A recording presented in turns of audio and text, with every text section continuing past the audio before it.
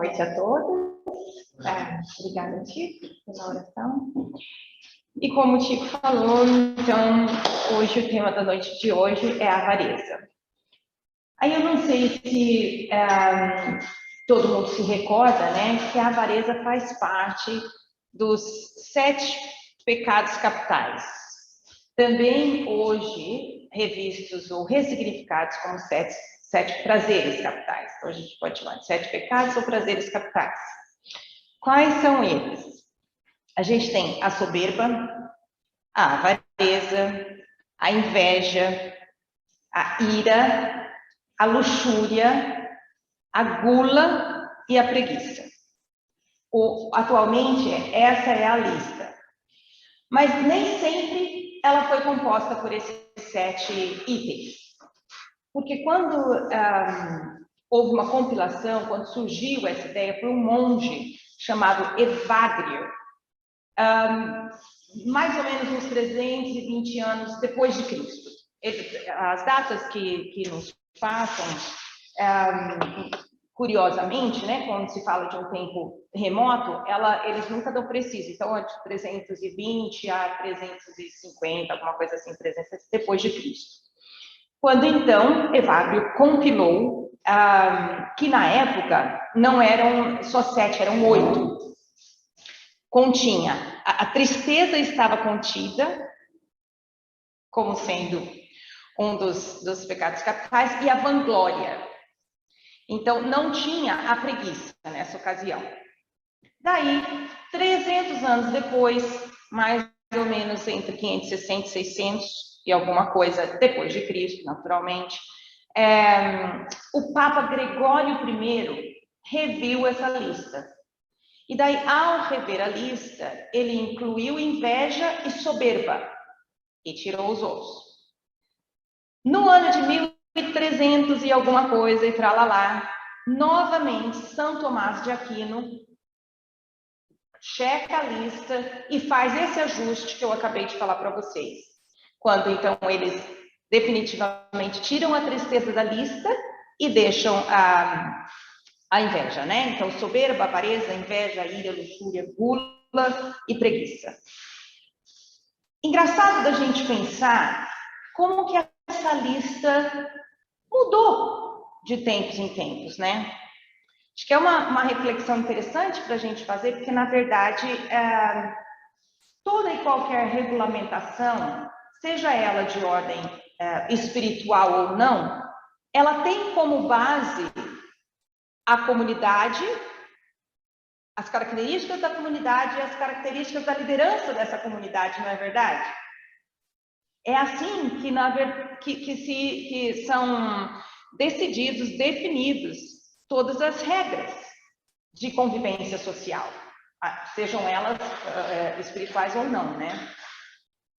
Então, eu achei bastante interessante da gente pensar isso, porque tem muito a ver também com a questão da nossa defesa de tese, ou a defesa de tese da profissão de fé que a gente tem, que é da fé raciocinada. Porque a gente precisa sempre estar refletindo, né? Que interessante isso, né? O que mudou, qual é a base dessa mudança, e etc. e tal. Nós somos impulsionados a pensar sempre sobre a nossa fé, né? Agora, engraçado que a avareza é das características a mais trigueira. Porque quando você, até vou colocar para mim, quando você fala assim, inveja, até na brincadeira, às vezes a gente fala assim, vale ter inveja branca? Já viu essa brincadeira, né? Às vezes a gente um com o outro, né? Alguém compra alguma coisa, vale ter, que inveja que alguém está com a família, um exemplo, né? Que alguém está com os filhos em volta, os pintinhos em volta da galinha. Ou a gente também, vamos supor, uma raiva, a ira, né? Ou mais comum ainda, mais aceitável ainda, ainda mais com esse tempo que a gente passou chuvoso todos esses dias, quem quer levantar da cama? Né? Logo você, que preguiça, só não sei o que eu faço, né? O que eu faço com essa preguiça que está me tomando? Então, na verdade, as demais características, a gente tem uma certa facilidade em admitir. Já a avareza é mais fácil da gente identificar no outro.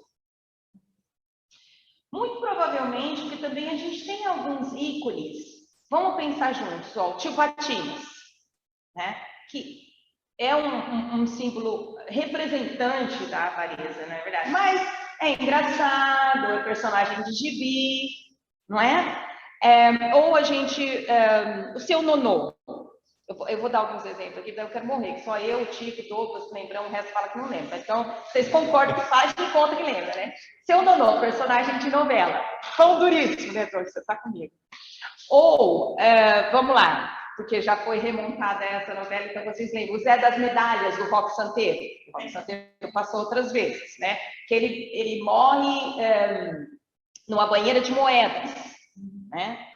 Ou, agora não vai valer ninguém falar de idade, porque a gente vai falar de uma obra literária que todo mundo devia conhecer, que é o Primo Basílio, né? Quando a gente essa de Queiroz, que você tem a personagem Juliana, que trabalha com ele, e a Juliana tem aquela mania de não gastar sob nenhuma circunstância, e ela acaba fazendo uma sabotagem para ela mesma, porque ela não só não gasta, mas como ela também não gasta as energias para curtir a vida ou para aproveitar a vida, ela vive uma vida de absoluta reclusão, né?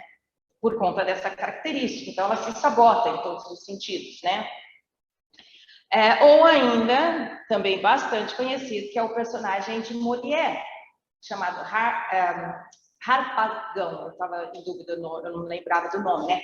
Que é aquele que faz as contas, que algumas peças já retrataram em filme também, que faz do que 1 cento, quanto vira 1 cento, né? Que vira 10 mil, que vira 100 mil, que vira não sei quantos mil. Então, ele faz aqueles raciocínios matemáticos calcados nessa questão da avareza. Portanto, fica mais difícil da gente achar que existe em nós, que a gente tem uma parcela dessa avareza. A gente consegue identificar nos personagens, ou no cunhado, ou no tio, ou no pai da gente, muito mais e muito mais facilmente do que ela existindo na gente. É mais fácil da gente dizer assim, não é comigo. Não, isso daí não é comigo. Eu tenho, né, os outros defeitos, isso daí não me diz respeito. Ou a gente tem muito pouco.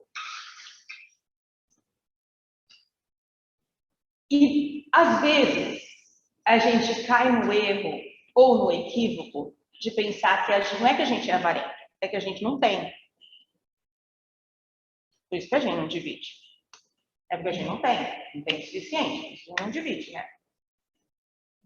Se algum dia a gente pensar sobre isso, esse pensamento vier à nossa mente, tem um conto, vamos dizer assim, de um senhor que era trilatário e perdeu as 2 vistas. E aí, perdeu as 2 vistas, saiu a procurar. Quem que vendia os 2 olhos para ele? E ofereceu a fortuna que você puder imaginar. Ninguém pegou. Nós venderíamos? Vamos fazer a pergunta para nós mesmos. Quantos milhões eu venderia os meus 2 olhos? A gente venderia? Acho difícil achar alguém que dissesse que venderia, né? Então, essa história faz facilmente a gente demover a ideia de que nós não temos. A ideia de escassez. Porque a gente tem o que mais caro poderia haver. Aí, se a gente falasse assim, Carlinha, olhos também você pegou pesado, né? Então, beleza. Então, vamos lá, as mãos. Vamos imaginar que alguém quisesse comprar as nossas mãos. Beleza? Você até umas veiazinhas aqui. Vou vender? Não, né? Os pés. Vai, nem é tão bonito assim. Vamos lá, quem topa? Então, isso para demover esse conceito equivocado de que a gente, muitas vezes, pratica da avareza porque nós também não temos. Porque há uma escassez, né? Aí, pensando sobre isso, quando eu olhei a imagem que o Helder havia carinhosamente escolhido para representar o bate-papo de hoje, eu tive um frio na barriga.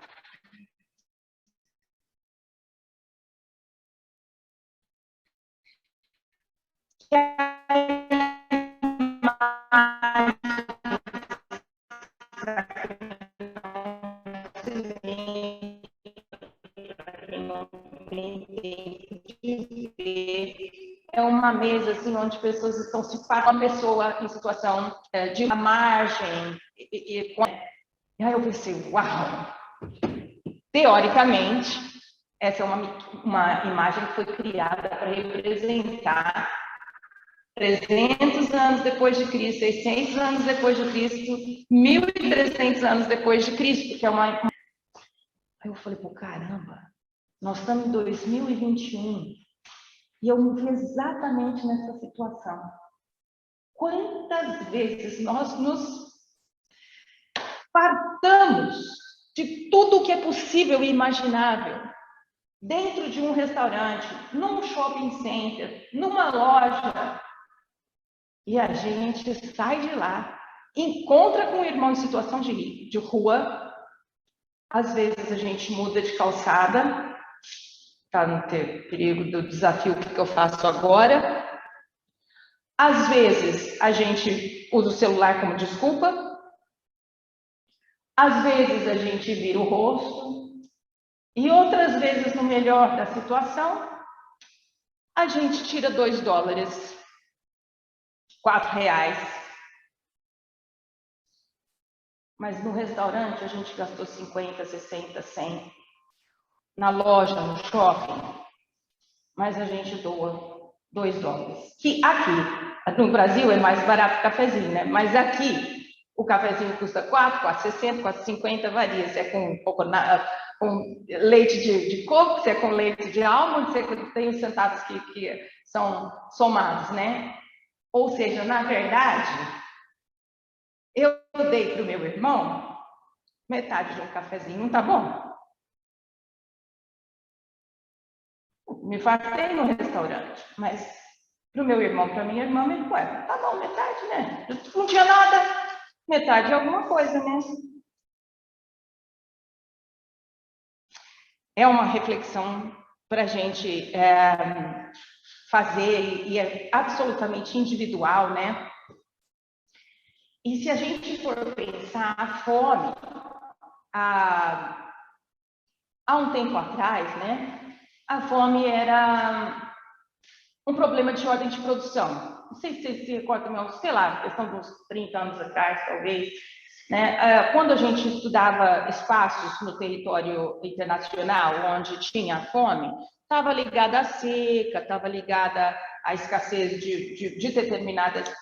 Hoje, por conta do avanço tecnológico, a fome não se dá por escassez. Porque a nossa capacidade de criação, produção, é absurda em todas as áreas, em todos os sentidos. Isso nos leva a crer novamente que a fome persiste no mundo por conta... Vamos definir o que seria a avareza, né? A avareza é o apego exagerado ao bem, ao dinheiro. Quando eu sei que tem um irmão que passa fome enquanto na minha mesa sobra, não há divisão. Não há distribuição. Não é verdade? Desse metal. Então, acho que seria legal se a gente pensasse assim, porque como nós sempre conversamos, né? Tudo que a gente, todos os sentimentos, todas as características, eles têm sempre uma relação percentual em nós. Então, acho que seria bom da gente pensar na realidade de cada um, que talvez esse testemunho que eu estou dando é um testemunho que só faça sentido para mim, né? Pode ser que vocês tenham outras práticas, mas na prática individual de cada um, quanto que será que nós temos, quanto que a avareza está em nós, presente em nós, presente nas nossas atitudes, né? Presente no nosso dia a dia.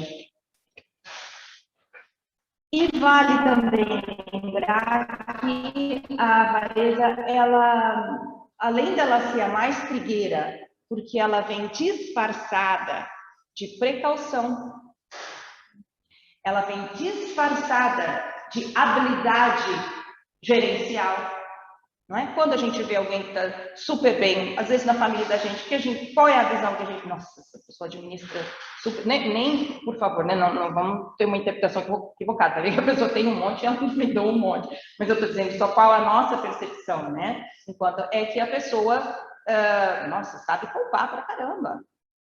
Então a avareza, ela tem essa máscara, né? Que a gente pode se disfarçar dela, que a gente pode usar para dizer que a gente só é precavido e não avarento, ainda que sobre, né? Como a gente estava conversando. E ela também, ela vem sempre acompanhada a avareza quando está contida em nós ou na nossa forma de perceber o mundo, ela não vem sozinha, né? Porque para que você consiga só juntar, ou para que você consiga não dividir, porque o avarento tem essa característica que é como a Juliana que se sabotava, né, do primo Basílio, além dele juntar, ele não divide. Então, ele, na verdade, trabalha contra a caridade, né? E em determinadas circunstâncias, claro, acompanha uma inquietação, acompanha uma certa violência, ainda que seja uma violência pelos direitos humanos, e muito, muito principal, uma dureza de corações. Porque para você trabalhar contra o princípio da caridade, que é uma dos nossos pilares, da mola mestra da profissão, da fé que nós professamos, você tem que dar um jeito de endurecer teu coração, né? Porque você tem que passar em frente do colega que eu falei e couldn't care less, né? Nem aí, né? Você fecha os olhos. Então a gente vai endurecendo o coração, né? Então, a gente fica uma proposta para a gente na noite de hoje.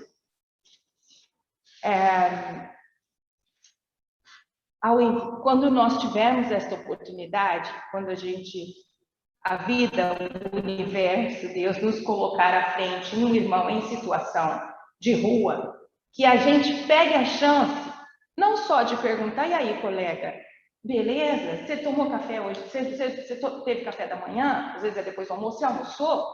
Para dar chance, muitas vezes eles vão, almocei. Porque eles querem, né? Às vezes é o dinheiro, é uma outra coisa. Ah, beleza, e aí? Nossa, que frio, hein, cara? Caramba! Sabe por quê? Porque é um irmão que muitas vezes tem o mesmo conhecimento que nós. As pessoas que vão para a situação de rua, se a gente pesquisar, a gente vai descobrir que tem gente formada, que tem profissionais que foram isolados e expulsados da nossa sociedade por razões diversas.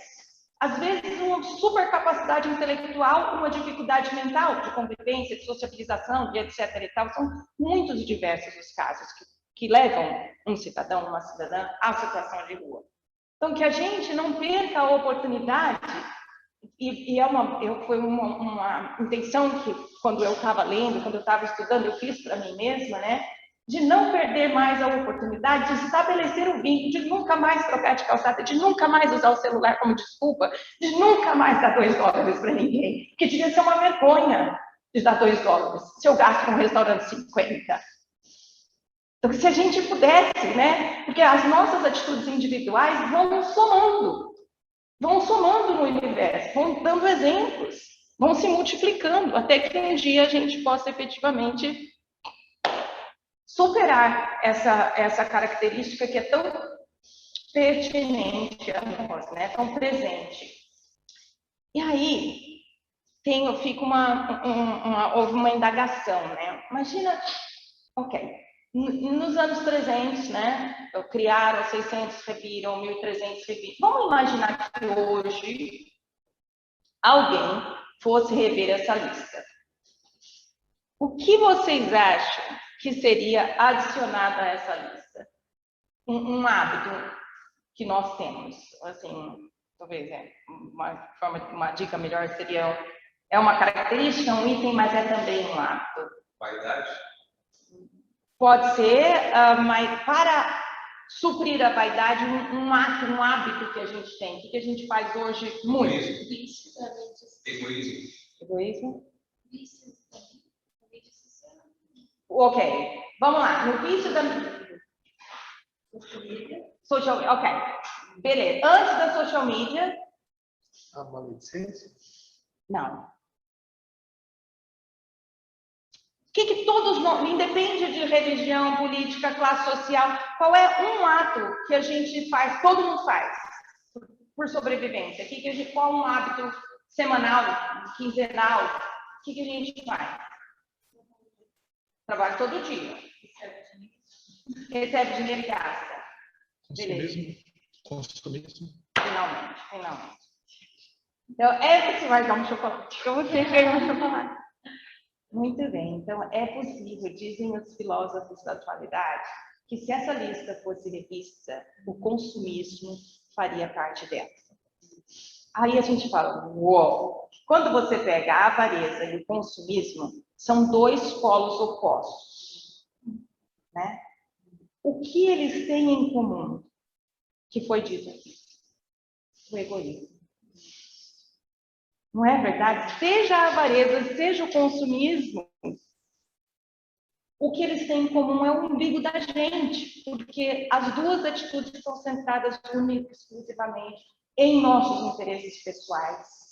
De novo, se distanciando de um dos dois maiores mandamentos, que era amar ao próximo como a si mesmo, e da caridade, que é um dos pilares fundamentais daquilo que a gente acredita. Então, também fica o convite, fora esse da gente rever as nossas atitudes mediante irmãos que vivem situações diferentes da nossa, que a gente também pense, o que será, quais dos nossos hábitos a gente pode readequar? O que será que sobra na minha casa? O que será que eu posso dividir com o meu irmão?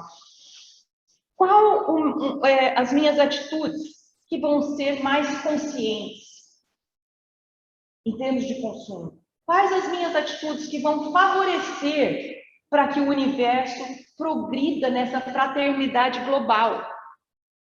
Porque o desejo e o objetivo é que a fraternidade seja globalizada, como todo o mais que a gente vive. Então, assim, será que a gente pode viver com menos? O que a gente pode viver de menos do que a gente tem? Como que a gente vai utilizar os recursos? Qual é a maneira inteligente e consciente da gente utilizar os recursos que a gente tem? E será que dá para a gente incluir, sabe a lista de desejos, né? Aqui a gente fala bucket list, mas no Brasil talvez deva ser só a lista dos desejos, ou alguém me ajuda, chama de outra coisa? É a lista de desejos mesmo, quando você faz a lista, né, de onde você vai viajar, ou que lugar que você quer conhecer, ou etc e tal. Será que a gente dá para a gente incluir nessa lista o desejo de se desenvolver para aprender a partilhar? E mentalizar isso, né, que é um processo de aprendizagem. Não vem do nada, não vem do dia para a noite. Não, a gente não nasce com ele, né? Infelizmente. E aí, vocês sabem que sempre eu partilho aqui uns heróis, os meus heróis, eles são não muito usuais, né? Principalmente porque nem sempre eles são espíritas ou religiosos. E aí eu tenho um dos meus heróis da contemporaneidade, se chama Mujica, ex-presidente do Uruguai. Não sei se vocês já tiveram oportunidade de ouvi-lo, de vê-lo. Bom, primeiro que ele é velhinho, pronto, eu já amo. Já abraço, já vem em mim, né? Que é um velhinho porque é o mais lindo do mundo, da moda do Papa, né? Mas ele tem umas falas extremamente impactantes que, na minha opinião, não seria possível se não fosse inspirada pela espiritualidade de luz. Então, ele diz o seguinte: quando a gente compra alguma coisa, é uma ilusão a gente imaginar que a gente está comprando com dinheiro. Porque, na verdade, a gente está comprando com o tempo que a gente dedicou para conseguir aquele dinheiro. Isso, né? Verdadeiro também. Não, mas não é poético, é verdadeiro. Né? Então, como que a gente vai aproveitar melhor esse tempo? Porque está nesse conceito de rever a nossa ganância, e etc. e tal, né? E aí ele ainda diz que a única coisa que a gente encontra, como foi o exemplo que eu dei dos olhos, é a vida. Você pode ter o dinheiro que você quiser, que quando a gente não tem saúde, você não compra com ele, né? Então, a gente está revisando esse conceito. E aí, agora também de um dos nossos heróis, né? Jesus disse, guardai-vos da avareza. Clara, direta, simples, sem possibilidade de isso ser interpretado diferente em épocas diferentes. Guardai-vos da avareza, não é verdade? Nem sim, vou garantir isso daqui por uns 2.000 anos, 4.000 anos pela frente, para não ter perigo de interpretação. E aí, agora, para finalizar, acho que era a gente pensar assim, ok, qual o conjunto das coisas que nós podemos fazer para romper com esse ciclo, com os dois ciclos, seja o ciclo do consumismo, ou seja o ciclo da avareza, né? O que é que cada um de nós pode fazer nesse sentido para que a gente saia da clausura da involução moral? Porque, na verdade, quando a gente está num processo intenso de avareza ou num processo intenso de consumismo, nós estamos escravos de nós mesmos. Nós estamos enclausurando a nossa alma, impedindo que o progresso moral aconteça. Então, fica a reflexão para a noite de hoje, para que a gente, através da nossa mudança individual, a gente possa, um dia, desfrutar da regeneração do planeta Terra, tão sonhada, tão desejada, mas que não vai acontecer como uma bolinha de cristal, né? Como um apagar e acender da luz. Ela vai acontecer porque nós estaremos comprometidos a ela, nós estaremos em processo de mudança, reforma e ressurreição de nós mesmos. Ressurreição do bem, ressurreição daquilo que nos ensinou Cristo dentro do nosso coração. Tá bom? Essa era a mensagem da noite de hoje. Então, vou fazer uma oraçãozinha.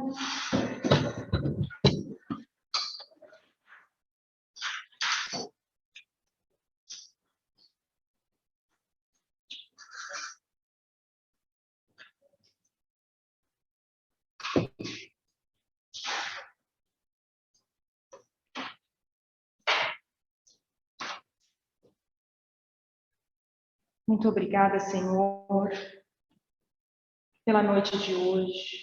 Muito obrigada pelo dia. Muito obrigada pelo frio. Muito obrigada pelo calor. Muito obrigada, Senhor, pelos olhos que me fazem ver, me permitem ver a beleza da sua criação. Muito obrigada pelas nossas mãos. Muito obrigada pelos pés. Muito obrigada pela saúde. Muito obrigada pela capacidade de raciocinar. Muito obrigada pela capacidade de distribuir. Muito obrigada, Senhor, por todas as possibilidades de renovação e transformação que nos são oferecidas. Muito obrigada, meu Pai, pelo dom da vida. Muito obrigada por esse planeta escola maravilhoso que nos permite aprender, crescer, transformar todo santo dia. Muito obrigada, Pai, pela página seguinte da nossa história, que está em branco. Em branco, como um presente, para que a gente possa escrevê-la e começar tudo de novo. Que assim seja.